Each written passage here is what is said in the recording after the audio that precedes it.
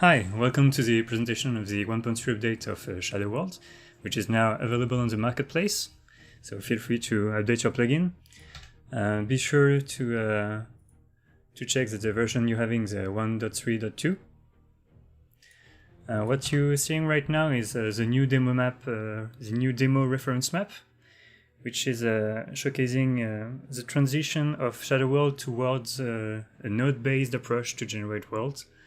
So instead of having you write full shadow code, you're playing with pre-made functions that you're just composing with each other. So right now what you're seeing is a node which is turning the plane into a sphere. So it allows you to fake a planet, for instance. So this is a 800 kilometers radius planet. And most of the top hemisphere of the planet is playable. So we're talking about hundreds and hundreds of kilometers. And to make it clear from the start, what you're seeing right now, if I go from the side, is a plane projected onto a sphere. Okay, so it's a way to fake planets. It's still something that you can't do with a default landscape, but most of the area you have on the top hemisphere of the planet is fully playable. So let's get to the ground. You can see we're transitioning completely smoothly from space to ground. So here we have our standard demo map. This is a new presentation, and I just wanted to start by a bit of scale. So I'm gonna just drop in a cube here, a 1 meter cube, and we're gonna check the dimension of the world we're talking about right now. So I'm gonna generate a 5 kilometers by 5 kilometers cube here. So this is the size of the biggest battlefield map right now, 5 by 5 kilometers. 8 by 8, you have the size of the latest Zelda game, Zelda Breath of the Wild. So the latest Zelda game is here. Witcher 3 is around 11 by 11 kilometers. So this is Witcher 3, the entire map of Witcher 3 is here. Okay. And Red Dead Redemption 2 is along this dimensions too. If you've played a game like PlanetSide 2, it's a free-to-play FPS game. It's 8 by 8 kilometers. So PlanetSide 2 is this dimension.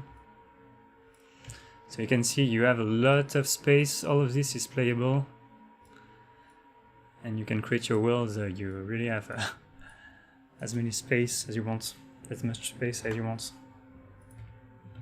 Okay.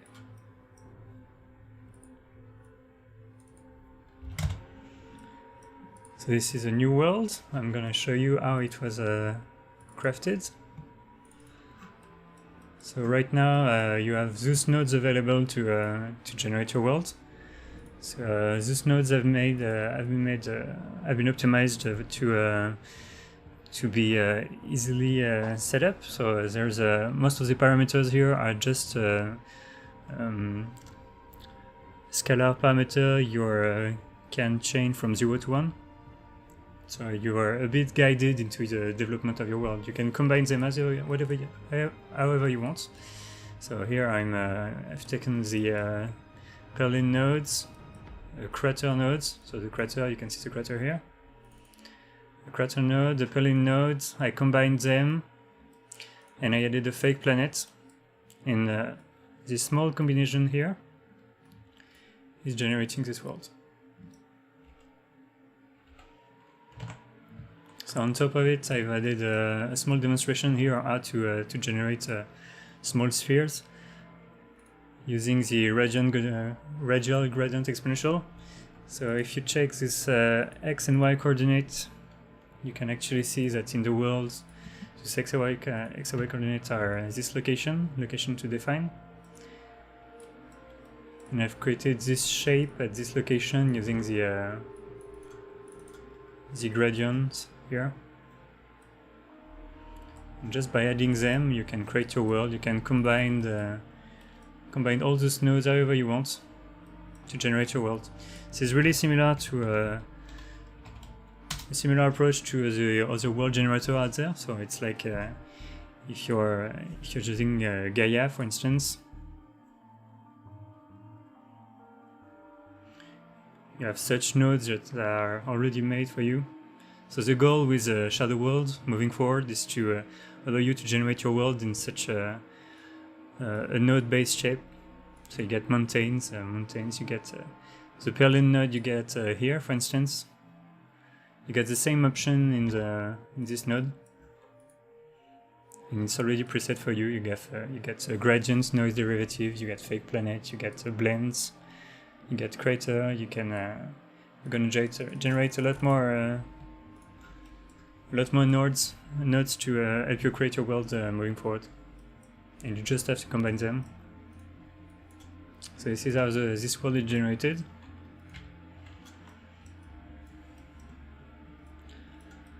So I've updated the various map to follow this new guideline to generate worlds, and you have access to all those nodes in the define. I added new options to generate your world, which is seeds. Seeds can be changed at the start of the game. So at each start of the game, you can generate a brand new world, a completely new world. So you can just create a seed here.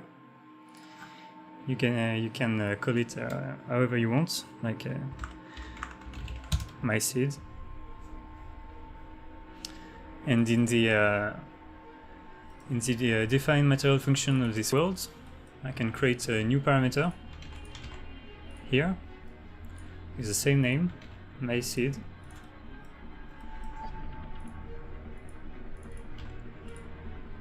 And this parameter is going to be defined directly from here. So I don't either I change the value right now from the material functions, or I can change it here. It's going to be applied everywhere, and I can choose to randomize the value of this seed within a range. So if I have some parameters I want to change for the topology of my worlds, you can let's say we want to play with the frequency of Perlin here, and you can generate a random value at each start of the game. So you click randomize, and it's going to change the world. I'm not going to break my demo maps, so I'm just going to disconnect this one, but you get the idea. Okay, so you got seeds, you can do whatever you want with it. There's been an update on the data layers. Data layers now have, I'm going to go to the blank map.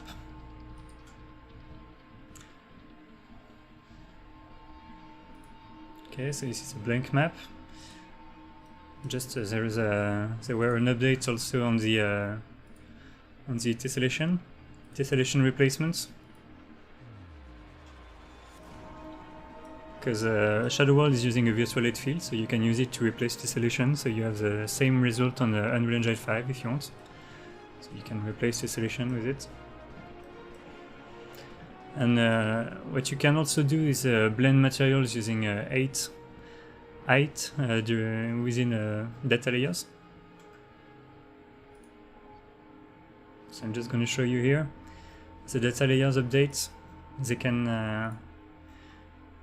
I've created a brand new data layer on the blank map, which is named the curvature height 8, and this data layer is generating a curvature of the world. It's computing curvature. So right now the world is flat, so you won't see much. And I'm also doing a blend here for materials, so I can blend material based on their displacements. I can blend 256 materials precisely. So to be able to compute curvature at runtime, I've added the option to read the parent data layer. So data layers are computed. If you check the wireframe here. You can see that the world is a combination of squares,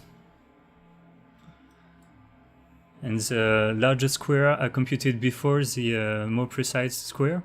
So the data layer of the largest square is going to be computed before the data layer of the higher precision square.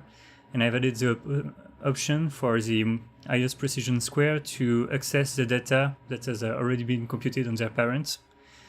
And the idea is that you can now transition the values between these two layers. So I can, when I reach a border, I can blend between the value of the highest quality level and its parent. But I can also use the pre-computed value of the parent to compute here the curvature, because this higher quality level might want to access information that it doesn't have locally, so it can read the information in the parent. So for the curvature, I want to know the slope of the terrain, let's say, and if I want to read the slope of the terrain outside of the range of this level, I'm gonna need to read the information in my parent. Okay, so I added the option to get parent cache.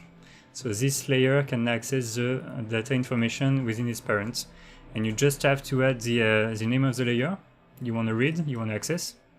So here I want to access the curvature height, and you just have to add the parent information, parent suffix. Okay, so here I'm computing the curvature locally, and when I reach the border of my current level, I'm blending towards the curvature of my other level.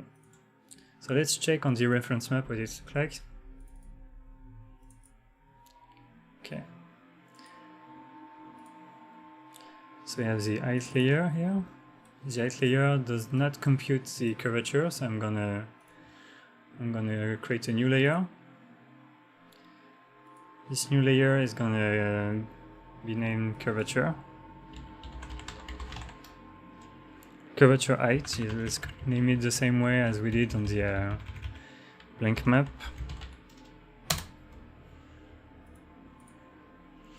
I'm gonna go to the blank folders, layers, curvature. I'm just gonna apply this one here, and it needs to access its parent, so I toggle the option. So it's named curvature 8. Curvature 8. So good. Okay, so it's gonna write the curvature inside the red channel. Okay. So if I go into my cache material, my cache material is gonna be able to read a new data layer which is named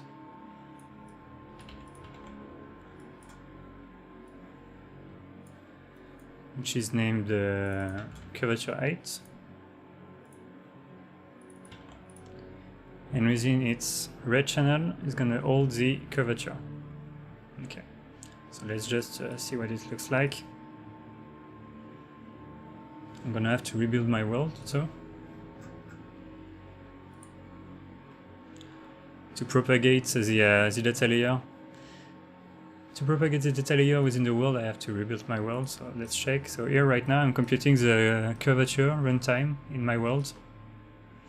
And you can use it to blend materials, to spawn assets. So it's a whole. It's really useful to generate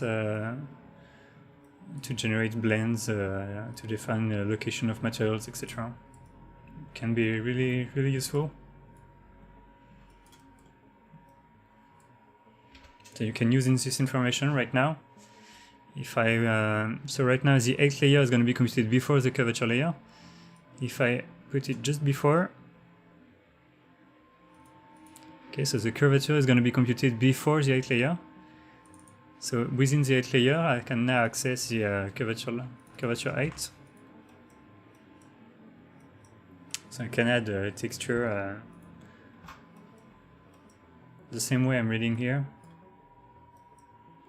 The information, I can read inside the height layer, I can read the curvature height here.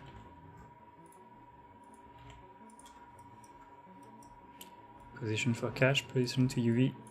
Okay. So right now here I have the information of the curvature of my terrain, and I can use it to define the material that I want to paint on my world. So here I'm storing my material ID within the red channel, and I can add more logic code here to define the materials I'm going to write inside my red channel. So you can use the curvature to paint procedurally your world with the material. Okay, I'm gonna restore my world here.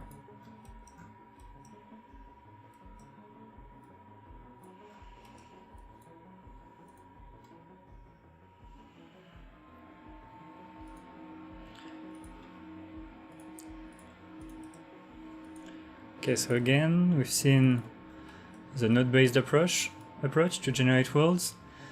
There's been improvements to the materials.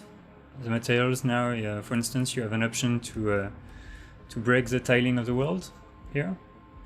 All of this is disabled by default because it's optimized for performance first. Let's get around here. So you can see there's quite a bit of tiling. The tiling is really visible, apparent. So you can go here in the reference material, and you have the option to enable the break tiling.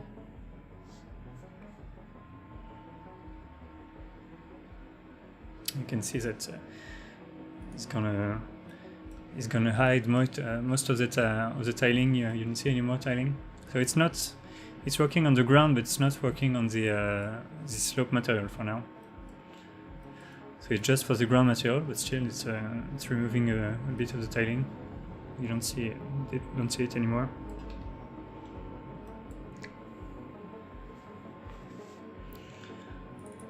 But it adds a bit of performance impact. You see that right now I'm at 307 instructions. I'm gonna go back. I'm gonna disable it just to get some performance back.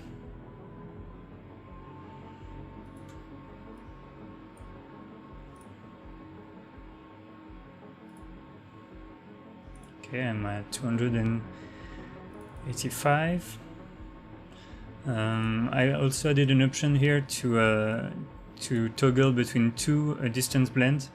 There's a default distance blend using the depth information, and I noticed that I had issues with this distance blend when using tessellation, my tessellation replacement. There were some visual artifacts I was having, so I decided to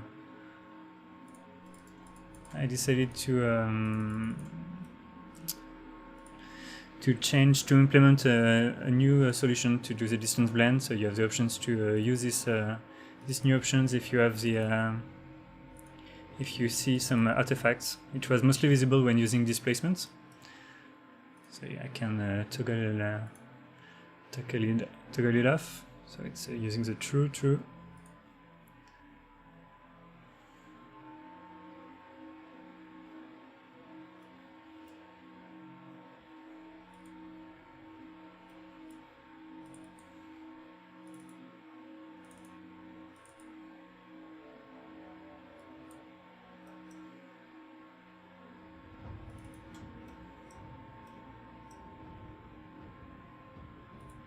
Okay. So new options to break the tiling, new node-based approach to generate worlds, including fake planet node. So it's much easier. You can combine them however you want. New seed system, which with values that you can change on begin play on the construction of the world. Data layers can access their parents, and for instance, I'm using it right now to compute curvature. So you have a runtime curvature. One important thing also is that I've added nav mesh support.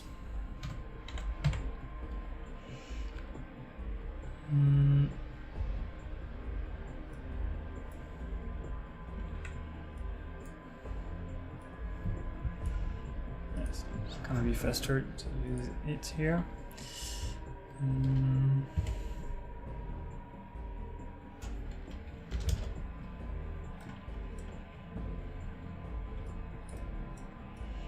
Okay, so you can see I've disabled the editor primitive. I'm gonna go to it's a show.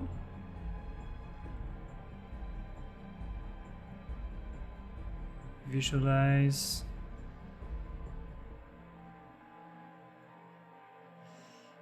Composite editor primitive here, so I can see the box. Okay. So it's really thin. I'm not sure you're gonna be able to see it on the stream, on the video. Okay, you've made quite a box. Let's push. I think it's P. Yeah, that's it. P.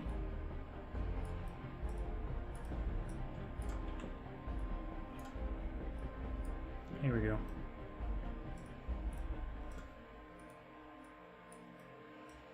So here I'm generating a nav mesh. I can use my brush demo here.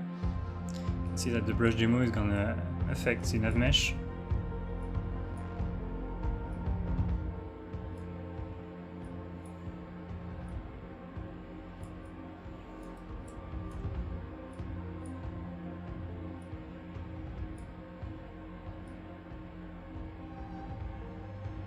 Okay, so nav mesh support.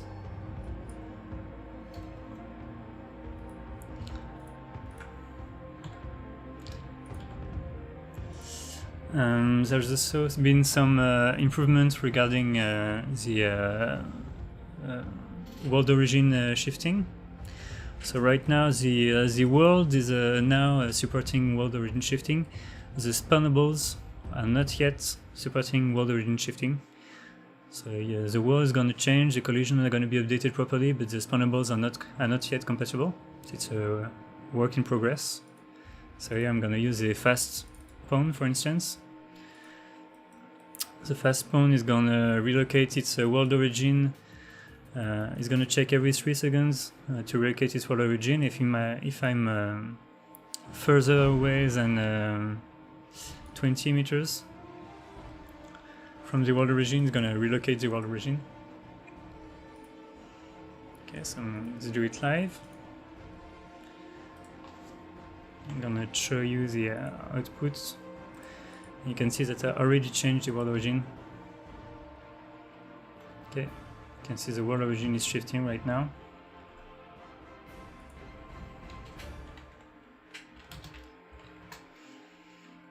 Showing some stats.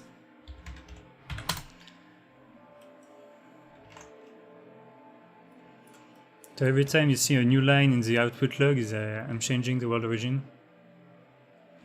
You can see it's changing regularly right now. It keeps changing, and you get the collisions. But the spawnables are not yet compatible, so you can use it for the worlds, but you can see it's collisions. World and collisions, the visuals are correct, but the spawnables are not yet compatible. You can see the world origin support. There's been improvements regarding the multiplayer support also. So I'm gonna spawn. I don't know if I have third-person characters.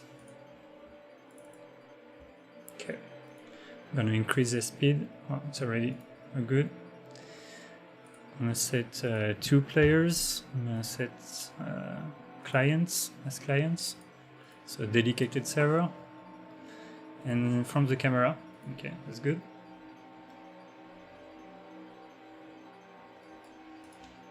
So you have 2 players here.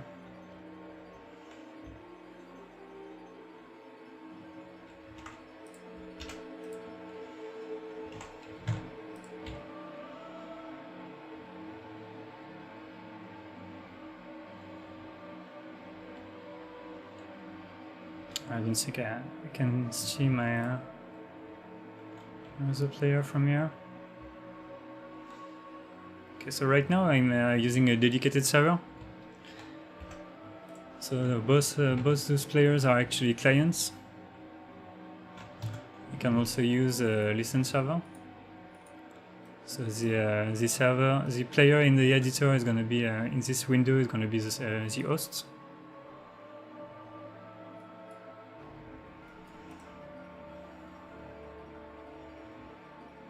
Oh, okay, I just landed on my comrade.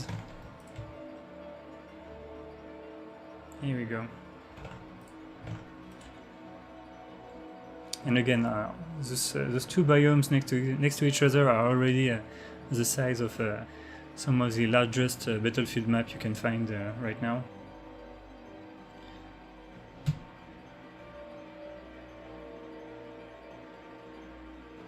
Okay, so improved multiplayer support. World origin rebasing, nav mesh support, seeds, data layers, runtime curvature, node-based approach. There's been also some large updates regarding the spawnables. So I'm gonna change to a new level with the redwood forests. So this is a procedural redwood forest. So this one is not part of the plugin. It's just I was playing around with the ultra dynamic sky earlier that I just bought last week and wanted to check it out. So this is the reference map. I just added trees here, and one of the biggest change with asset spawning is that right now I'm computing assets from the camera, which is quite a big deal because it makes assets appear to the camera much faster than it was doing before. And I'm just gonna play around here. I'm actually trying to create a demo map for everyone to try Shadow World at home. Some small program you could download. So let's jump around here. I'm not gonna play multiplayer, I'm gonna play a standalone.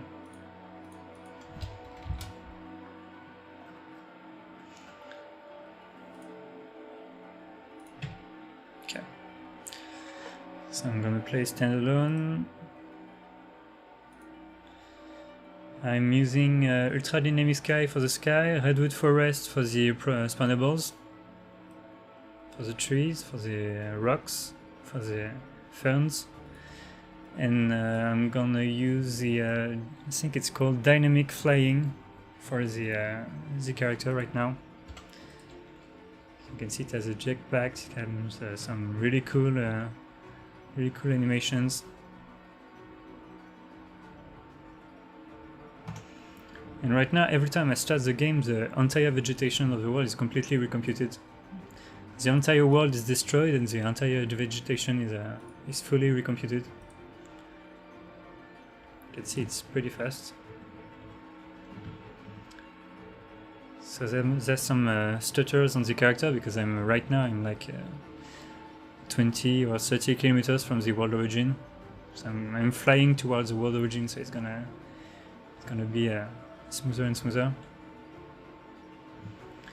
But yeah, there's been some nice improvements. You can see there's collisions. Nice improvements regarding the asset spawning.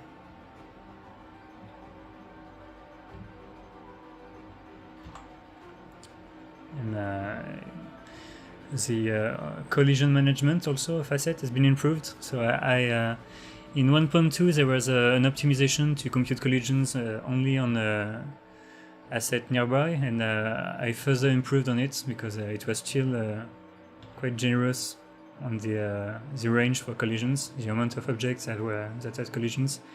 There were still room for optimization, so I further improved on it. So the performance should be even better.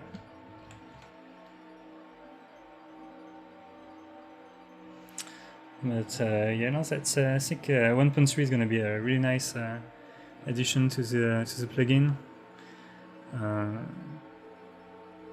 It's running pretty good. The asset spawning now prioritize assets that are near the camera, so it's looking good, even faster than before. And collisions are also computed in a way more efficient way for spawnables. So I think it's going to be a really nice iteration of the plugin, and I'm looking forward for you to give it a shot and see what you come up with it. I was actually thinking of creating a small demo map using this setup with something like a speeder bike or something, and the player grabbing some items in the forest. Okay. So that's it for the presentation of the 1.2 update. I hope you'll have a good time playing with it. Feel free to join the Discord and show anything you come up, anything you try with it, because it's really cool. If you have if you encounter any issues, any bugs, I don't know. I haven't found any so far, but can still help the project being developed and